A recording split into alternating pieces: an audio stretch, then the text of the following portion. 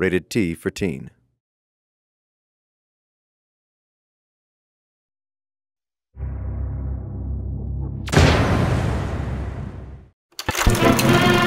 Brought to you by GeoEye.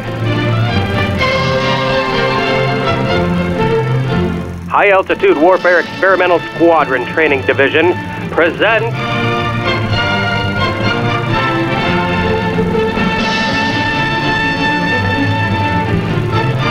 From Space to the Screen.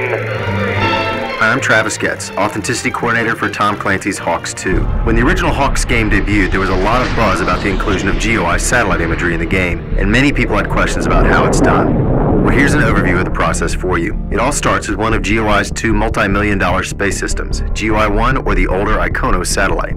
Both are at an altitude of 423 miles above the Earth, making 15 orbits every day, traveling at about 4.6 miles per second. That's over 174,000 miles an hour. So just to help that sink in the time it takes you to see and hear this, the satellite has photographed 63 square miles, or 150 square kilometers of the Earth. The health and tasking of the satellites is monitored from the GeoEye control room in Dulles, Virginia.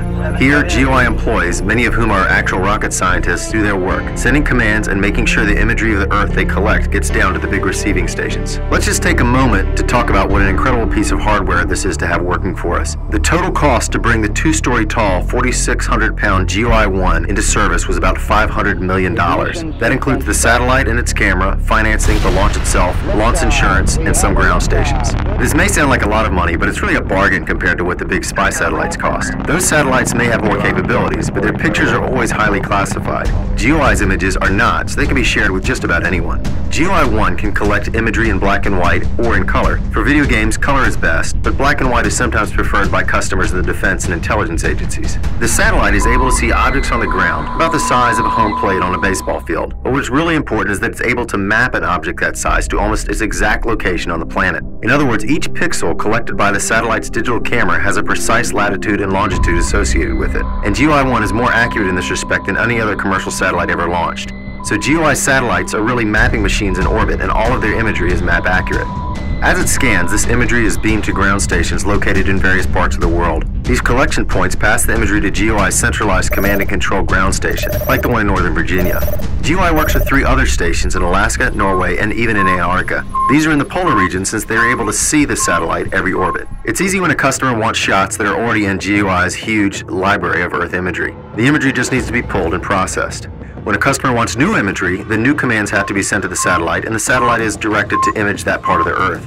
Some customers want imagery products with very little manipulation. Others want imagery products that are processed into advanced products. In the case of the HAWX games, we usually ask for the imagery to receive ortho rectification and color balancing so that the HAWX artists in Romania have the best base assets available. GeoEye 1 is basically a huge digital camera in space that is roughly the equivalent of a 1,800 megapixel lens. As you can imagine, the imagery has a huge memory footprint. It's delivered to the developers either via FTP or mailed on a series of hard drives. Once received by the game development team, it is inspected for cloud cover and possible artifacts to be corrected. Then a digital elevation map, or DEM, is created using polygons by referencing photos and elevation data, in some cases provided by the U.S. Geological Survey. The satellite imagery is draped over this DEM to create true 3D terrain. Once the imagery is in place, 3D models of certain details like buildings are added. Elements like trees are added as two-dimensional items called sprites, which have an image of a tree on them that always face the player's camera and thus give a three-dimensional appearance. At this point, any special effect or modifications are also being made, such as changing the time of day. GeoEye always tries to take imagery during the clearest conditions possible, but in the game, the developers sometimes want overcast, low sun, or even nighttime effects. So this has to be done by the game artists who manipulate the colors and contrasts of the imagery. Finally, the in-game environments are checked for errors by the development testing team, and GeoEye receives videos to show them the final implementation of their imagery. All this to get the most realistic combat environments ready for you, the HAWX pilot. Thanks for your time, and we look forward to seeing you in the skies in HAWX 2.